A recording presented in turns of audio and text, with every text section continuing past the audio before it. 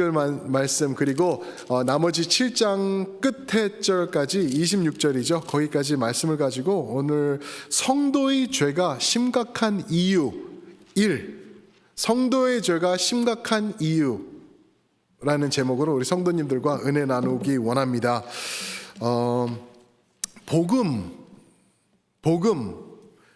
복음에는 양면이 있습니다. 우리 다 아시죠? 하나님의 엄청나신 아름다운 사랑이 복음의 한 면에 있습니다.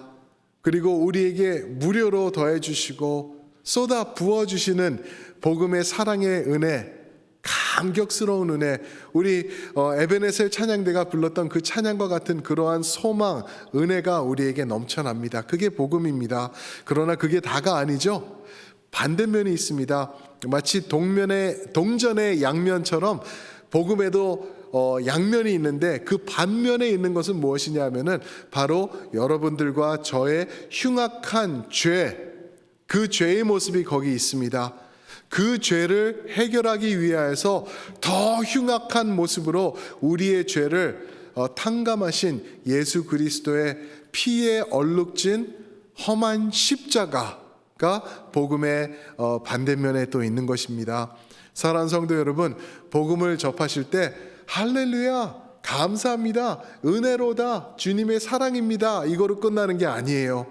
복음을 접할 때, 예수님 앞에 나갈 때마다 나의 흉악하고 어쩔 수 없는 처절한 죄악된 모습, 그것을 해결하신 예수님을 바라보고 주님 앞에 우리가 푹 안기고 우리가 더욱더 납작 엎드려 나가는 것, 그게 복음의 사람의 모습이라는 것을 우리가 잘 기억해야 될 줄 믿습니다. 그런데 우리가 살아가면서요, 이런 죄악의 엄청난 흉악한 모습을 자주 망각하고 살아요. 그래가지고 성도지만 우리가 지속해서 아무런 꺼리낌 없이 죄에 동참하고 죄를 짓기도 하고, 그리고 그런 다음에는 뭐 별 문제 삼지도 않고 그냥 넘어가요. 이 정도쯤이야, 다들 하는데, 이렇게 쉽게 보면서 넘어갈 때가 있는 것 같아요. 그도 그럴 게 마치 이런 것 같아요. 죄가 너무 세상에 많기 때문에 이 땅을 우리가 지나는 동안 죄가 묻고 나도 죄를 범하고 그래도 잘 인지하지 못하는 것 같아요.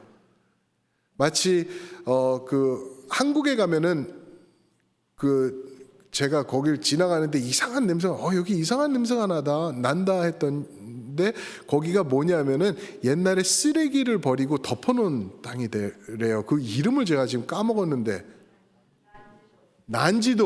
난지도예요. 근데 지나갈 때마다 비가 오고 습하고 그러면 거기서 이상한 고약한 냄새가 나는데 덮어놓은 거예요. 만약에 그 난지도에 내가 서 있고 거기 쓰레기 더미에 내가 그 가운데 있다고 하면은 내 주위에서 흘러내리는 먼지, 이거 인지 못할 거예요. 왜요? 더 흉악한 죄악이 많이 있기 때문에 먼지 정도는 내가 그냥 쉽게 생각해 볼 것 같아요. 그런데 아시죠? 깨끗한 방에 우리 깨끗하게 청소를 한 방인데 밝은 빛이 카텐을 지나서 싹 비춰지면 어떻게 되죠? 어떻게 이렇게 지저분할까 하면서 먼지가 이렇게 싹 보이는 것, 그것을 인지하게 되는 것처럼 우리가 빛 대신 주님 앞에, 그 복음 앞에 나갈 때는 작은 먼지 하나라도 보이게 된다는 것이죠. 이 말씀을 드리는 이유는 오늘 말씀을 보니까요, 죄악의 무서운 결과가 나타나고 있어요.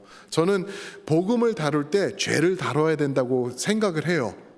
그게 복음 안에 들어있기 때문에 죄의 문제가, 그 해결된 문제가. 그래서 저는 이번 주 말씀 여호수아 7장을 가지고 오늘과 다음 주 2주 동안 죄의 엄청나고 흉악하고 무서운 결과를 2주 동안 나누기 원해요. 오늘은 개인적으로 우리에게 찾아오는 죄의 결과, 그거를 오늘 나눌 것이고, 다음 주에는 우리 공동체적으로 드러나는 죄의 결과. 오늘은 personal, 다음 주는 communal, 그러니까 커뮤니티 안에서 드러나는 죄의 결과. 이 죄는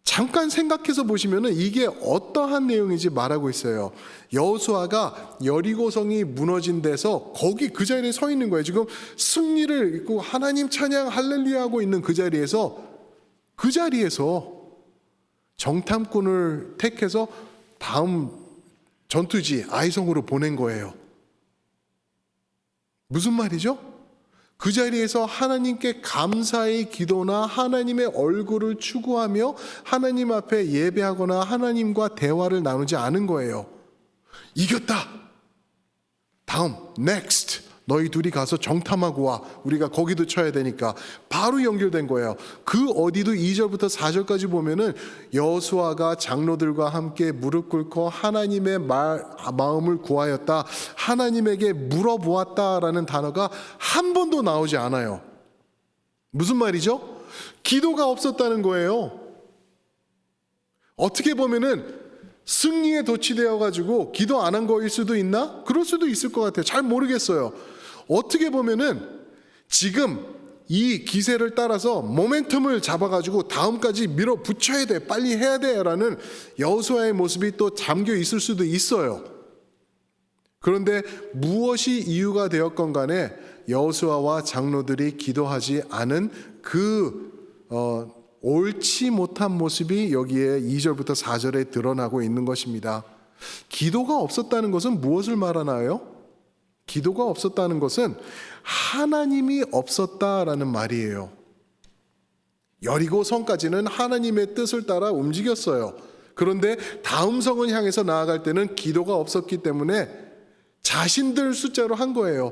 2, 3천 명만 보내면 될 것 같습니다. 전부 다 올라가서 수고롭게 하지 마세요. 그랬더니 여호수아가 3천 명을 보내요. 그래도 넉넉하게 2천 명이 아니라 3천 명을 보내자. 그런 전투의 전략 가운데는 하나님의 축복이 없었던 것을 오늘 말씀을 통해서 우리에게 말해주고 있는 것입니다. 사랑하는 성도 여러분, 하나님이 안 계시잖아요. 그것은 100% 죽음과 100% 패배밖에 남는 게 없다라는 것을 오늘 말씀에서 우리에게 보여주고 계시는 거예요. 저는 지난 2주 동안 동부의 아름다운 모습을 진짜 뼈저리게 느꼈어요. 저는 동부로 이제 이사 온 다음에 3년이 됐죠. 그 다음에 뭐 동부가 이렇지? 눈이 별로 없네? 하고 그때 한 두 차례, 세 차례 봤나? 조금? 근데 지난 2주 동안 하나님께서 저에게 정말 볼래? 하고 보여주시는 그런 눈을 봤어요. 너무 이쁘더라고요. 그러면서도 이쁘다는 표현도 못 하겠어요. 왜? 우리 성도님들은 그것 때문에 얼마나 힘드신지 알기 때문에. 근데 제가 하나 또 고백할까요? 지난 2주 동안 밤새 눈이 온 날도 있었어요. 그렇죠? 새벽에도 눈이 온 날들이 있었어요. 그래서 장로님들하고 의논하고 그러니까 위험하다는 거예요. 그래서 새벽 기도를 열 수 없대요. 전화하면서 저도 모르게 웃음이 싹 지어지는 거예요. 그래가지고 이제 기도 나오시는 분들에게 카톡 보내면서 권사님, 집사님, 내일 교회 문 못 열 것 같아요. 지금 눈이 엄청 쌓였대요. 그래서 내일은 또 녹고 얼굴에서 위험해진대요. 어떡하나요?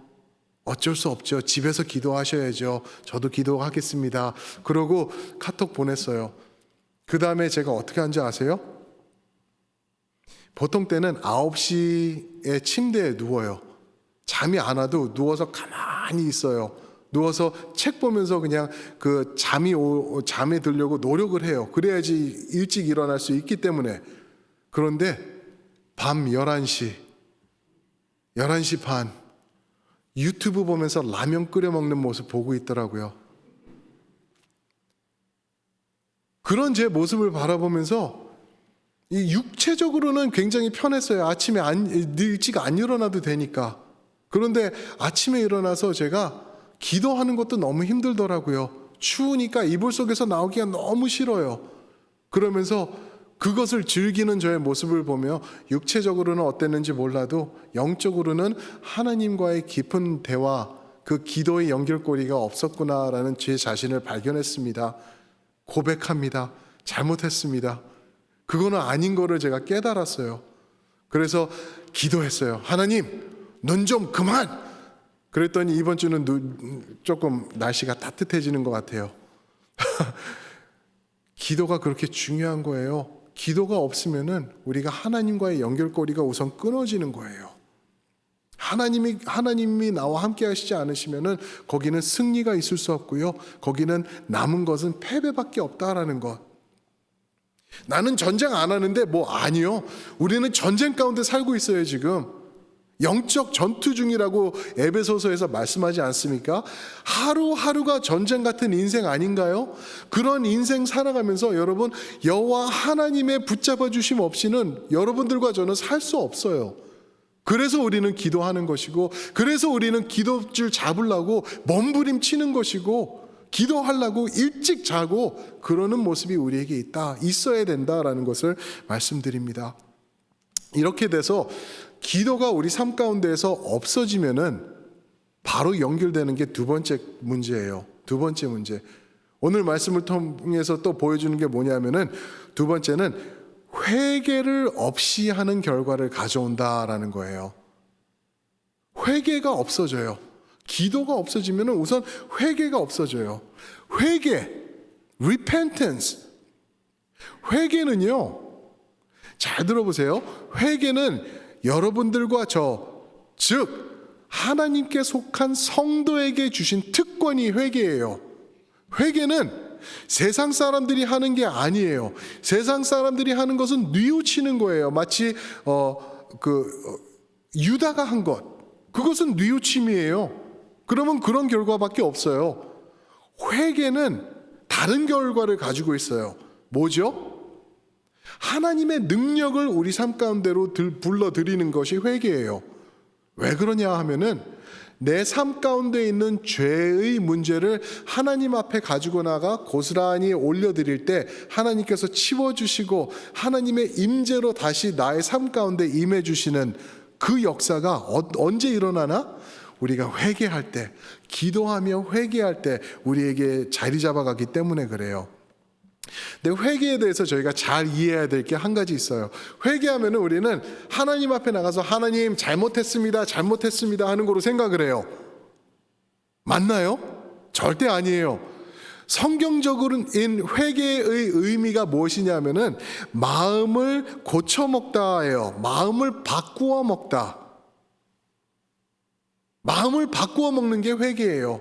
내가 어쩌다 보니까 이런 마음이 나의 삶 가운데 자리 잡았는데 이제는 그 마음 버리고 다른 마음으로 내가 바꾸어 먹겠습니다, 하나님 하면서 나가는 게 회개입니다. 이렇게 우리가 이해할 수 있겠죠. 세상에 따라 나도 모르게 세상에서 아까 그 쓰레기 더미가 난지도와 같은 세상에서 살다가 보니까 나도 모르게 먼지가 묻고 흙이 묻고 더러운 오물들이 묻었는데 하나님 고쳐 먹겠습니다. 이것들 버리고 하나님에게로 향하겠습니다 라고 나가는 게 회개, 그거라는 것이죠. 여호수아가 이제 아이성에 3,000명을 보내서 전투를 하죠. 근데 어떻게 되죠? 이 아이성 아모리 사람들에게 쫓겨나요. 36명이 죽게 돼요. 그래가지고 돌아왔을 때 여호수아와 장로들이 어떻게 하죠? 6절 한번 보실까요? 6절 보시면은 여호수아가 전투를 패배한 다음에 돌아와서 여호수아가 옷을 찢고 이스라엘 장로들과 함께 여호와의 궤 앞에서 땅에 엎드려 머리에 티끌을 뒤집어 쓰고 저물도록 있다가 계속 보시면 7절에 슬프도소이다 하나님 이럴 수가 있습니까 하면서 다 하나님에게 해요. 어쩌실라고 이렇게 했습니까? 저쪽에 있었으면 좋았을 것을 이라고 하나님에게 얘기를 해요. 근데 이것은 회개가 아니에요. 그도 그럴 게 이 순간에는 여호수아가 왜 우리가 패배를 했는지 알았다 몰랐다? 몰랐어요. 아간이 물건을 훔친 것, 하나님의 물건에 손을 댄 것을 이 순간에는 몰랐어요. 그러니까 하나님 앞에서 What's going on? 하나님 Why? 라고 지금 질문을 하고 있는 거예요. 성도님들, 하나님 앞에 그런 질문 하세요. 괜찮은 거예요. Complain to God. 하나님 앞에 complain 하세요. 하나님, 이게 뭡니까 도대체? 이러면은 하나님 좋으십니까? 이런 말 충분히 하실 수 있는 거예요.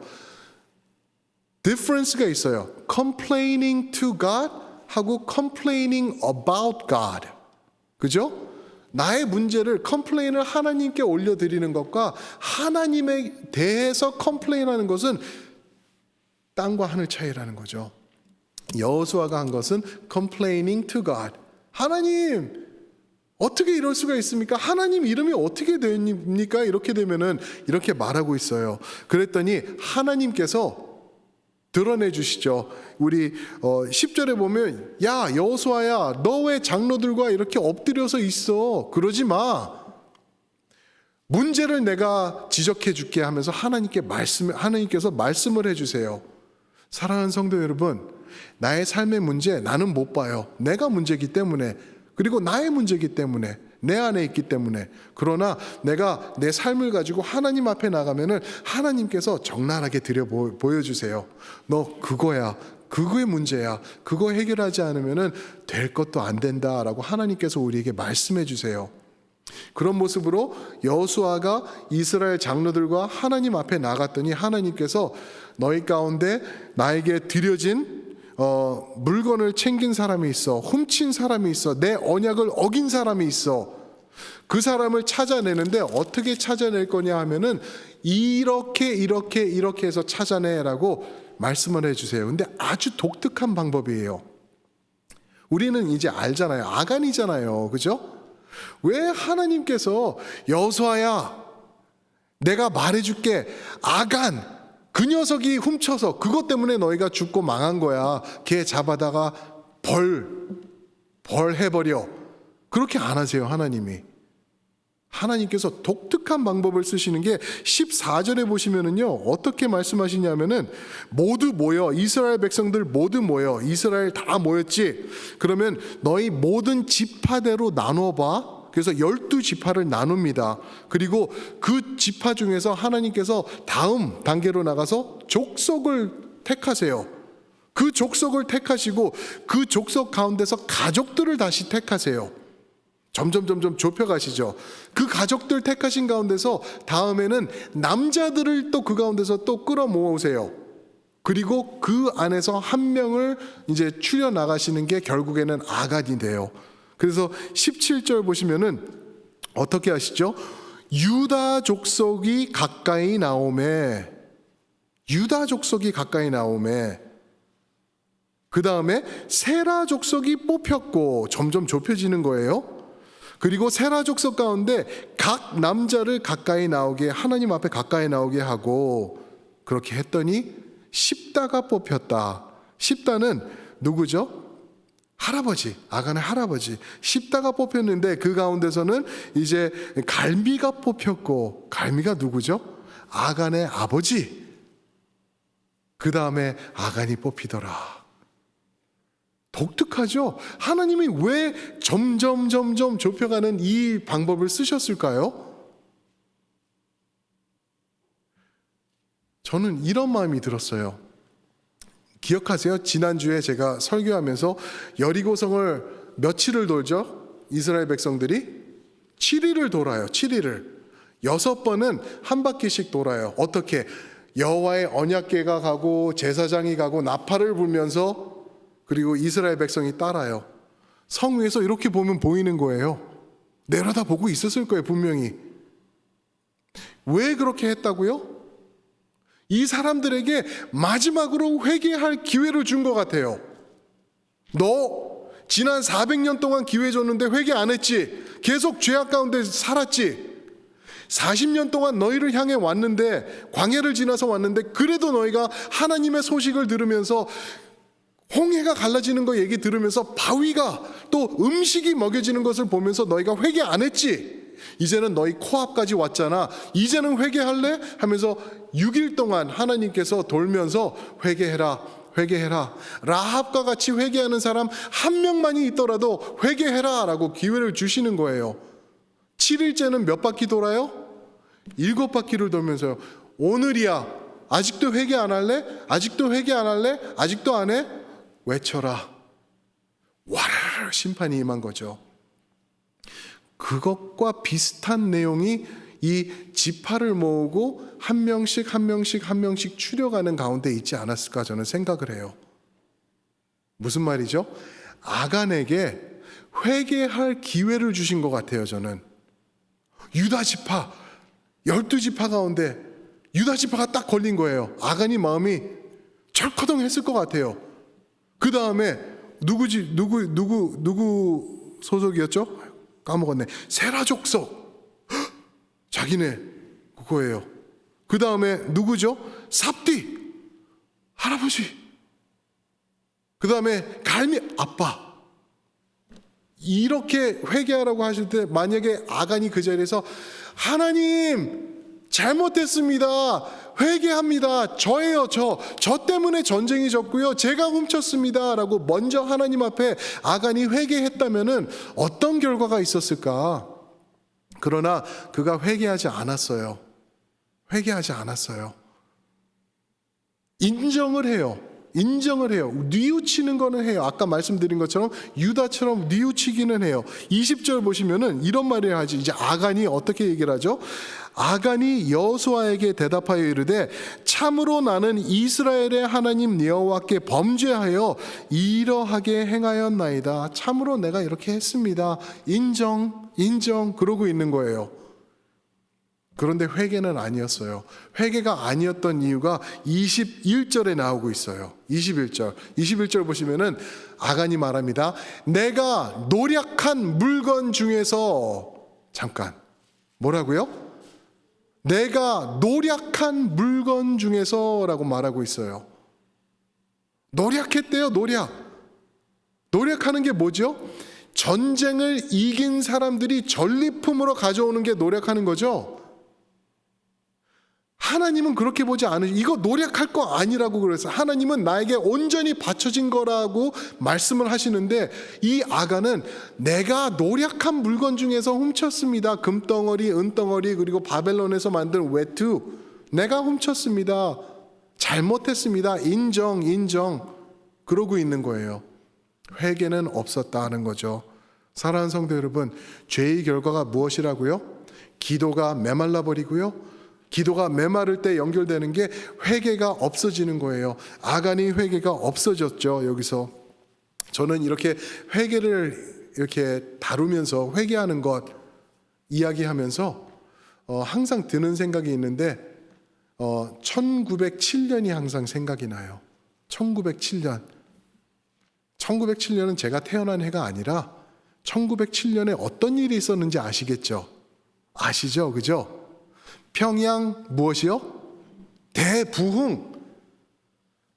하나님의 부흥의 역사가 평양에 임했어요. 1907년도에 그 전부터 움직임이 있었어요. 선교사님들이 회개하고 움직이기 시작하는데 근데 결과적으로 1907년도에 어떠한 일이 있었는지 아시죠? 길선주라고 이름하신 장로님이 계세요. 나중에는 목사가 되시는데 길선주 장로님이 회개함으로 600명 앞에 성도님들 앞에 서가지고 내가 잘못했습니다 라고 회개를 해요.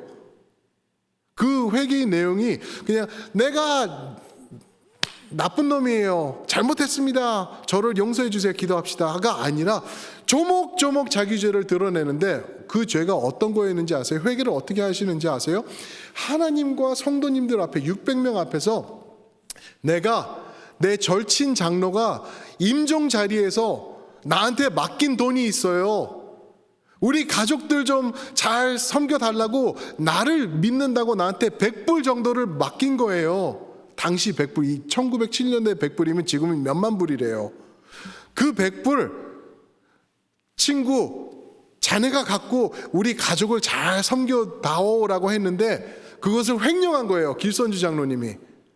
꿀떡한 거예요. 죽은 다음에 알았어 천국 가서 보게나 하고 친구 죽은 다음에 그것을 자기가 훔친 거예요. 그것을 가지고 하나님 앞에 나와서 회개한 거예요. 내가 그런 죄를 졌습니다. 내가 죽일 놈입니다 라고 회개를 한 거예요. 그게 시작이 됐어요. 그게 시발점이 돼가지고 사람들이 어떻게 회개를 했냐면은 회개의 시작은 어떻게 되냐면은 내 애를 내가 벌하다가 맴매하다가 애가 죽어나간 것, 내가 내 자식을 죽였습니다, 내 화딱지 때 하면서 죽였습니다라고 회개하고, 내가 물건을 훔쳤습니다 하는 것도 회개하고, 병든 아내가 집에서 고통받아서 아파하는데 내가 약을 사줄 돈을 받아가지고는 술 먹어버렸습니다, 회개합니다.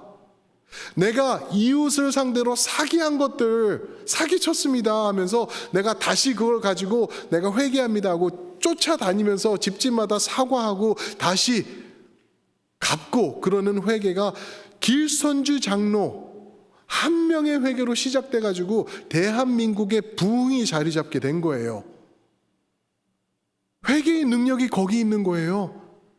하나님 앞에 마음 고쳐 먹겠습니다, 잘못했습니다, 하나님을 다시 한번 내 마음에 모십니다, 나의 죄악 내려버립니다 라고 했을 때 하나님의 역사가 일어나는 것. 그러면서 또 드는 생각이 무엇이냐 하면은 오늘날은 왜 그런 능력이 없을까? 우린 부흥 좋아하잖아요. 부흥 원하지 않나요? 우리 교회 부흥되기를 원하고 있는데 왜 그렇지 않을까? 하나님이 더 시급할 것 같은데 왜 주시지 않을까? 혹시 여러분들과 저의 삶 가운데 우리가 기도하면서 회개하지 않은 것들 때문에 하나님의 축복이 임하지 않는 것은 아닌가? 그런 생각이 드는 거예요. 사랑하는 성도 여러분, 회개의 자리로 나아가시기를 주님의 이름으로 축원드립니다. 하나님께서요, 여러분들 사랑하세요. 우리 첼트냄 교회 정말 사랑하시고 하나님께서 부어주시기 원하시는 게 정말 많으실 것 같아요. 왜요? 많은 교회들이 힘을 잃어가고 있는데 성도들이 마음 고쳐먹고 길선주 장로와 같은 모습으로 하나님 앞에서 내 가슴을 찢는 모습으로 나간다면은 하나님이 무엇을 아끼면서 우리에게 주지 않을까? 우리가 생각해 볼 수 있죠. 마음 바꿔 먹으시기를 주님의 이름으로 축원드립니다. 아멘. 그게 회개예요. 그게 만약에 그런 회개가 없다면은 죄의 다음 세 번째 결과가 우리에게 임할 것이에요. 그게 무엇이냐면은 세 번째로 심판을 불러오게 될 거예요. 심판. 회개를 통해서, 기도를 통해서 하나님을 다시 얻든지 아니면은 숨기고 내 텐트 안에다 금과 은과 외투를 숨겨놓고 계속 버팅기다가 하나님의 심판을 불러올든지 둘 중에 하나라는 것이죠. 죄는요, 예수님께 속한 사람들의 죄는 다 용서하셨어요. 앞으로의 죄도 다 용서하셨어요. 그게 십자가의 능력입니다. 그게 복음의 능력이에요. 그러나 죄의 대가는 우리의 몫으로 남아 있습니다. 예를 들어 볼까요? 성적으로 문란한 사람이 있어요. 그런데 예수님 앞에 돌아왔어요.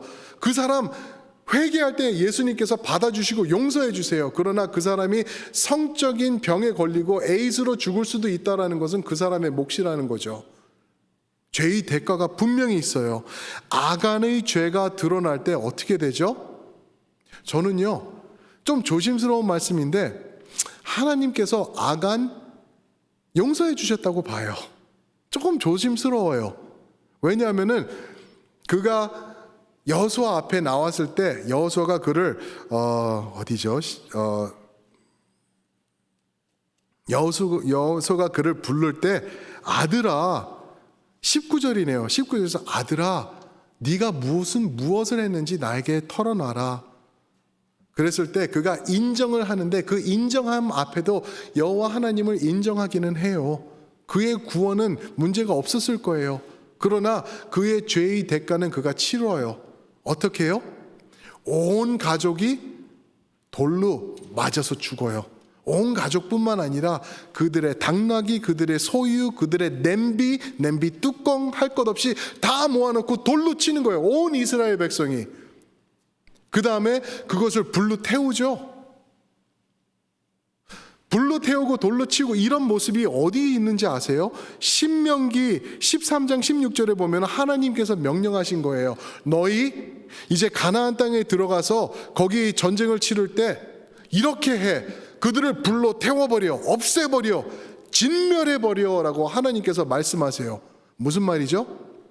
아간이 똑같은 대가를 치러야 하나님의 심판을 경험합니다. 누구와 같이? 가나안의 적군들과 같이. 무서운 거예요.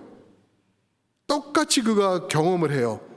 24절 보시면은 아간이 훔친 것, 장막 속에 감춘 것을 다 끄집어내서 그의 모든 소유와 모든 식구들과 동물들까지 다 불러 태우고 거기다 이제 돌로 이렇게 쌓아버리죠. 사랑하는 성도 여러분, 죄가 그렇게 무서운 거예요. 아유, 나는 하나님의 물건 도둑질하지 않아. 에이, 그냥 나는 가끔씩 교회에서 재정 쓸 때 그냥 이런 경우도 있었어. 그런데 그거는 그 정도 아니야. 그거 문제예요.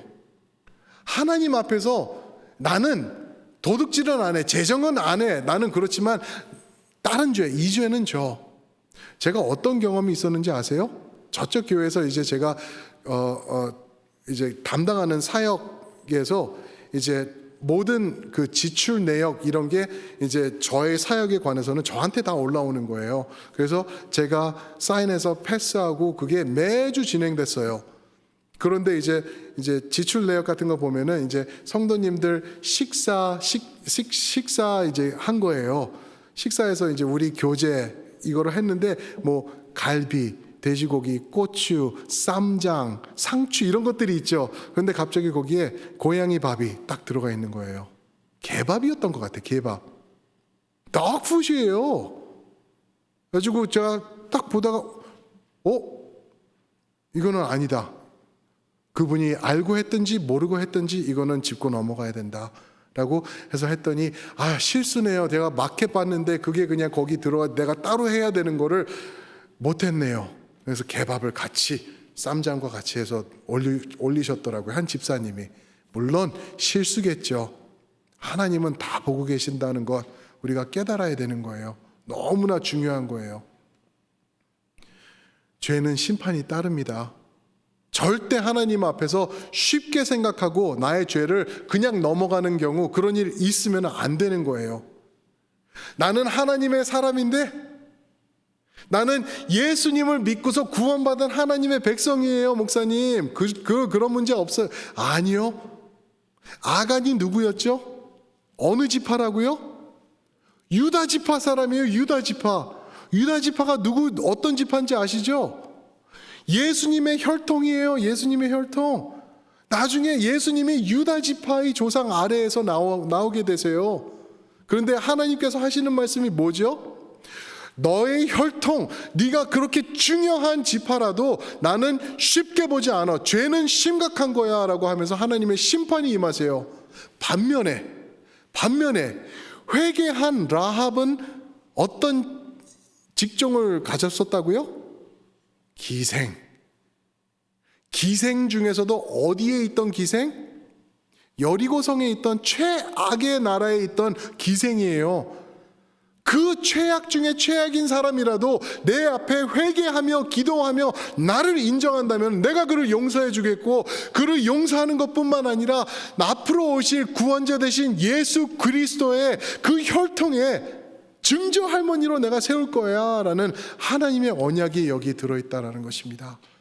우리 하나님의 은혜, 그리고 우리 하나님의 불타는 진노하심이 여기 같이 들어있어요. 양면이 같이 들어있는 거죠. 사랑하는 성도 여러분, 죄 쉽게 보지 마시길 주님의 이름으로 부탁드립니다. 아멘. 그래서 오늘 말씀이 어떻게 마무리되냐 하면은 26절 보실까요? 26절에 보시면은 무엇 위에? 아간과 그의 모든 가족을 불태운 그 시체 더미 위에 돌 무더기를 크게 쌓았더니 오늘까지 있더라. 이건 오늘 2021년이 아니라 그때 여호수아 때 여호와께서 그의 맹렬한 진노를 그치시니 그러므로 그곳 이름이 오늘까지 아골골짝 빈들에도 그곳이 된 거예요. 어떻게 됐더니 돌로 쌓아서 그것을 돌로 막았더니 성경에서 돌 얘기가 많이 나와요. 여호수아서도 보면은 여리고 성에서 무너진 것도 돌, 그리고 어디죠? 요단강 건너서 쌓았던 것도 돌, 오늘도 돌, 다음에 돌탑이 또 나와요. 성경에서 보니까 예수님을 반석이라고 그래요. 예수님의 반석 되신 그 돌과 같은 모습이 언급이 되니까 어떻게 된다고요? 26절에 보니까 그 돌무더기를 쌓았더니 여호와께서 그의 맹렬한 진노를 그치셨다. 어떻게 해요? 여호와께서 죄를 보실 때 진노하시는데 그 진노를 피하는 길은 반석 되신 예수님밖에 없다라고 우리에게 말씀해 주시는 줄 믿습니다. 예수님 붙잡으세요. 예수님 붙잡으시고 그 반석을 의지하시고 기도하며 회개하며 심판을 피해 나가시는 여러분 되시길 주님의 이름으로 축원드립니다. 기도하시겠습니다. 사랑의